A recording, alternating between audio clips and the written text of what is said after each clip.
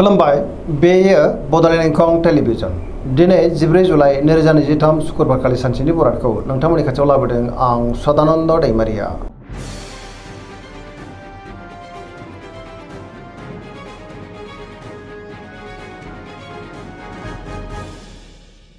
सिगां फरायनो लादों मेष राशि गिबि हांखो अ ल दिनैनि साना जोबोर मोजां गोसोखौ दिनै जोबोर गोजोननाय मोनगोन सोरजोंबा बाख्नाय जानोबो हागौ गुबुननि थाखाय दिनै गोबां मोजां खामानि मावनानै होनोबो हागोन गोसोनि साननायफोरा मोगथाङाव जाफुंनोबो हागौ गियाननि आंखाल जानाय नङा गोसोआव दिनै गोथों आरो गोग्गो साननाय फैगोन सोरजोंबा बाख्नाय जानोबो हागौ देहाया दिनै मोजाङैनो थागोन रांखावरियाव मोजां बेफार फालांगियावबो मोजां होनजायो गोबां धोन आरजिनोबो हागोन बहाबा थाङोब्ला दिनै जोबोद मोजां आरो मोजाङैनो हान्थिनोबो हागोन गुबुननि थाखाय गोबां मोजां खामानि मावनानै होनोबो हागोन सिगांनि बबेबा आद्रा खामानिखौबो दिनै मावफुंनो हागोन बिमा बिफानि अननाय आबोरखौ मोननो हागौ समाजाव बयजोंबो मान होजागोन पजिटिभ एनार्जिनि गोहोम गोग्लैगोन सेंग्रा सिख्लाफ्रा दिनै जोबोर रमान्टिक जागोन आरो गावबा गावनि गोसोनि साननायखौ फोरमायनोबो हागोन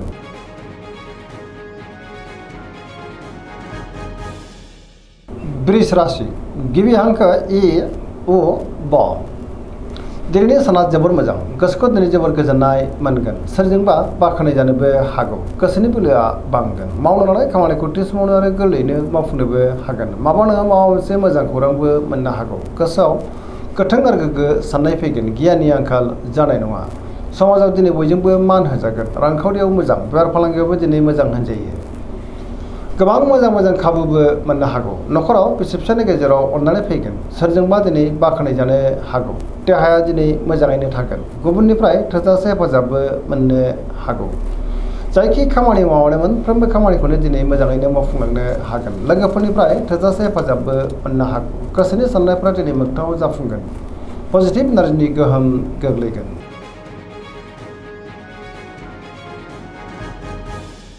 मिथुन राशि गिबि हांखो क स दिनैनि साना जोबोर मोजां गोसोखौ दिनै जोबोर गोजोननाय मोनगोन पजिटिभ एनार्जिनि गोहोम गोग्लैगोन मोनफ्रोमबो बिथिङावनो सांग्रां जानो रोंगोन गियाननि आंखाल जानाय नङा गोथों आरो गोग्गो साननो रोंगोन बहाबा थाङोब्ला दिनै जोबोर मोजां आरो मोजाङैनो हान्थिनोबो हागोन सोरजोंबा बाख्नाय जानोबो हागौ देहाया दिनै मोजाङैनो थागोन रांखावरियाव मोजां बेफार फालांगियावबो दिनै जोबोर मोजां मुलाम्फा मोननो हागोन सोरबा गोजाम लोगोजों बहाबा लोगो मोनजोबनोबो हागौ बहाबा थाङोब्ला दिनै जोबोद मोजां आरो मोजाङैनो हान्थिनो हागोन गुबुनजों मोजां सोमोन्दो लाखिनो रोंगोन गोसोनि बोलोआ बांनो हागौ मावनो लानाय खामानिखौ थि समावनो आरो गोरलैयैनो मावफुंनो हागोन सिगांनि बबेबा आद्रा खामानियाबो दिनै मावफुंजानो हागौ सोरजोंबा बाख्नाय जानोबो हागौ गुबुननि थाखाय दिनै गोबां मोजां खामानि मावनानै होनोबो हागोन गोबां मोजां खाबुबो दिनै मोननो हागौ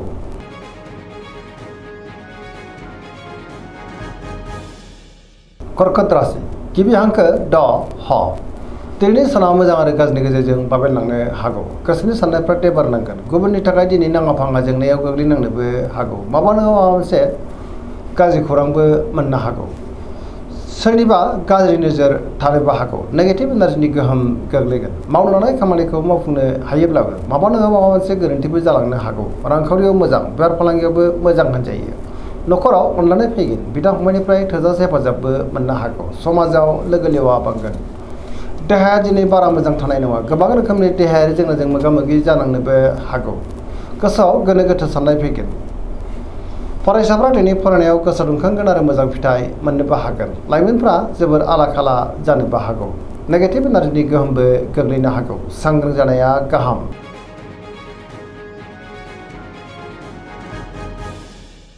सिंह राशि गिबि हांखो म ट दिनैनि साना जोबोर मोजां गोसोखौ दिनै जोबोर गोजोननाय मोनगोन गुबुननि थाखाय गोबां मोजां खामानि मावनानै होनोबो हागोन गोसोआव गोथों आरो गोग्गो साननाय फैगोन बहाबा थाङोब्ला दिनै जोबोर मोजां आरो मोजाङैनो हान्थिनोबो हागोन रांखावरियाव मोजां बेफार फालांगियावबो मोजां होनजायो सिगांनि बबेबा आद्रा खामानिखौबो दिनै मावफुंनो हागोन देहाया मोजाङैनो थागोन सोरबा लोगोनिफ्राय हरखाबै मोजां खौरांबो मोननो हागौ न'खराव बिसि फिसानि गेजेराव अननानै फैगोन बिदा फंबायजों दिनै मोजां सोमोन्दो थागोन समाजाव बयजोंबो मान होजागोन गुबुननि गोसोखौ गोरलैयैनो बोनोबो हागोन बयजोंबो अनसायजागोन।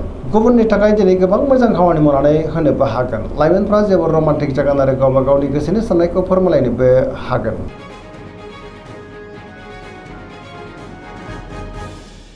कन्या राशि गिबि हांखो प ट। दिनैनि साना जोबोर मोजां। गोसोखौ दिनै जोबोर गोजोननाय मोनगोन। बयजोंबो अनसायजागोन। गुबुननि थाखाय दिनै गोबां मोजां खामानि मावनानै होनोबो हागोन। पजिटिभ साननो रोंगोन। गियाननि आंखाल जानाय नङा। गोथों आरो गोग्गो साननो हागोन। मोनफ्रोमबो बिथिङावनो जाफुंसारगोन। रांखावरियाव मोजां, अब्लाबो नाथाय खरसायाबो बांनो हागौ। बेफार फालांगियाव दिनै जोबोर मोजां मुलाम्फा मोनगोन। देहाया मोजाङैनो थागोन। गोबां मुंदांखा सुबुंजों दिनै लोगो मोनलायनोबो हागौ। बिमा बिफानिफ्राय थोजासे हेफाजाबबो मोनगोन। सोरजोंबा बाख्नायजानानै गोसोआ दिनै जोबोर खुसि जागोन। पजिटिभ एनार्जिनि गोहोम गोग्लैगोन।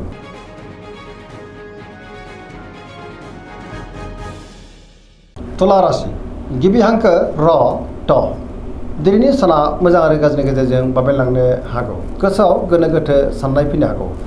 गोबां रोखोमनि जेंना जेंगोनाजों मोगा मोगि जानांनोबो हागौ। गोसोनि बोलोआ लोरबां जागोन। गावनि गोसोनि साननायखौ गुबुननो फोरमायनो गोब्राब जानोबो हागौ। मावनो लानाय खामानिखौ मावफुंनायाव माबा नङा माबा मोनसे हेंथा फैनोबो हागौ।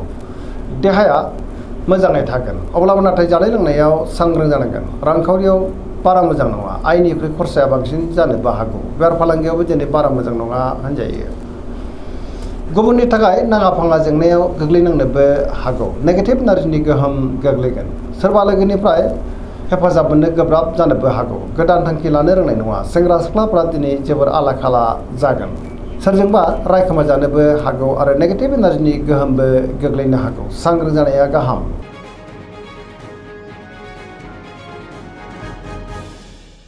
वृश्चिक राशि गिबि हांखो न स। दिनैनि साना जोबोर मोजां।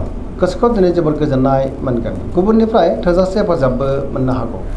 गोबां मोजां खाबुबो दिनै मोननो हागौ। गोसोआव दिनै पजिटिभ साननाय फैगोन। गोथों आरो गोग्गो साननो रोंगोन। गियाननि आंखाल जानाय नङा। सोरबा लोगोजों बाख्नायजानो हागौ। मावनो लानाय खामानिखौ थि समावनो आरो गोरलैयैनो मावफुंनोबो हागोन। सिगांनि बबेबा आद्रा खामानियाबो दिनै मावफुंजानो हागौ। गुबुननिफ्राय थोजासे हेफाजाब मोननोबो हागौ। गोसोनि साननायफ्रा दिनै मोगथाङाव जाफुंगोन। गोसोनि बोलोआबो बांगोन। समाजाव दिनै बयजोंबो मान होजागोन। न'खराव बिसि फिसायनि गेजेराव अनलायनाय फैगोन। रांखावरियाव जोबोर मोजां, अब्लाबो नाथाय खरसायाबो बांनो हागौ। बेफार फालांगियाव दिनै जोबोर मोजां मुलाम्फा मोननो हागोन।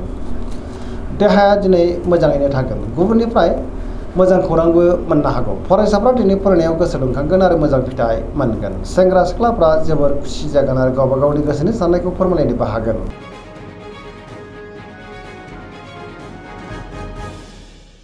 धनु राशि गिबि हांखो ढ फ भ। दिनैनि साना जोबोर मोजां। गोसोखौ दिनै जोबोर गोजोननाय मोनगोन। सोरजोंबा बाख्नायजानानै गोसोआ दिनै जोबोर खुसि जागोन। गुबुननि थाखाय गोबां मोजां खामानि मावनानै होनोबो हागोन। सुथुरखौबो दिनै गोरलैयैनो फेजेननो हागोन। गोसोआव गोथों आरो गोग्गो साननाय फैगोन। गियाननि आंखाल जानाय नङा। माबा नङा माबा मोनसे मोजां खौरांबो मोननो हागौ। गोसोनि साननायफ्रा दिनै मोगथाङाव जाफुंगोन। रांखावरियाव मोजां, बेफार फालांगियावबो दिनै जोबोर मोजां मुलाम्फा मोननो हागोन। आयाबो बांनो हागौ। बहाबा थाङोब्ला दिनै जोबोर मोजां आरो मोजाङैनो हान्थिनोबो हागोन। सेंग्रा सिख्लाफ्रा जोबोर रमान्टिक जागोन आरो गावबा गावनि गोसोनि साननायखौ फोरमायलायनोबो हागोन। देहाया दिनै मोजाङैनो थागोन। बहानिफ्रायबा हरखाबै मोजां खौरां मोननानै गोसोआ दिनै जोबोर खुसि जागोन।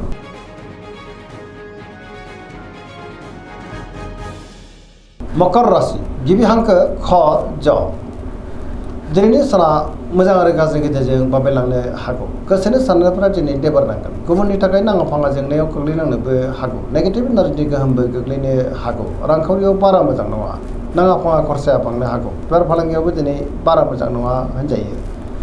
गुबुनजों मोजां सोमोन्दो लाखिनो गोब्राब जागोन।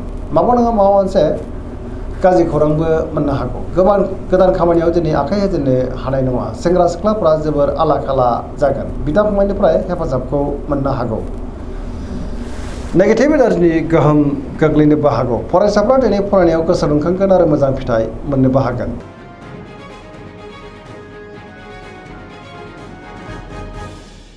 कुम्भ राशि गिबि हांखो ग स।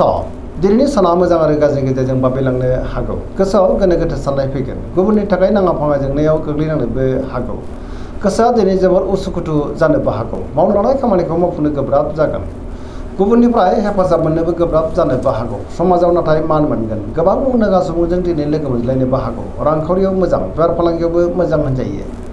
देहाया दिनै बारा मोजां थानाय नङा, गोबां रोखोमनि देहायारि जेंनाजों मोगा मोगि जानांगोन। जानाय लोंनायाव सांग्रां जायोब्ला गाहाम, न'खराव दिनै अननानै फैगोन, गुबुननिफ्राय हेफाजाबखौ मोननो गोब्राब जागोन, बिमा बिफानि अननायफोरखौ नाथाय मोननो हागोन। बहाबा थाङोब्ला दिनै लामा सामायाव सांग्रां जानांगोन, नेगेटिभ एनार्जिनि गोहोम गोग्लैनो हागौ।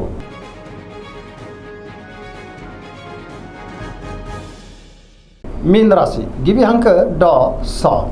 दिनैनि साना जोबोद मोजां, गुबुननि थाखाय दिनै गोबां मोजां खामानि मावनानै होनोबो हागोन। पजिटिभ एनार्जिनि गोहोम गोग्लैगोन, पजिटिभ साननो रोंगोन, गियाननि आंखाल जानाय नङा, गोथों आरो गोग्गो साननो हागोन।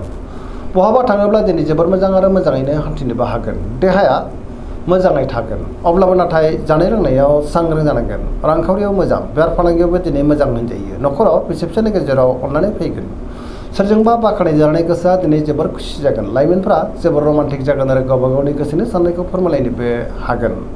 फरायसाफ्रा दिनै फरायनायाव गोसो दुंखांगोन आरो मोजां फिथाइ मोननोबो हागोन। पजिटिभ एनार्जिनि गोहोम गोग्लैनोबो हागौ। दिनैनि राशि फरायथिना एसेनोसै। जोबनायाव बेखौनो खावलायो जाहाथे नोंथांमोना सानफ्रोमबो जोंनि बे बड'लेण्ड इंखं टेलिभिजनखौ नायबाय थायो आरो साबस्क्राइब खालामो, लोगोसे लाइक खालामो आरो शेयार खालामो। एसेनोसै, गोजोन्थों।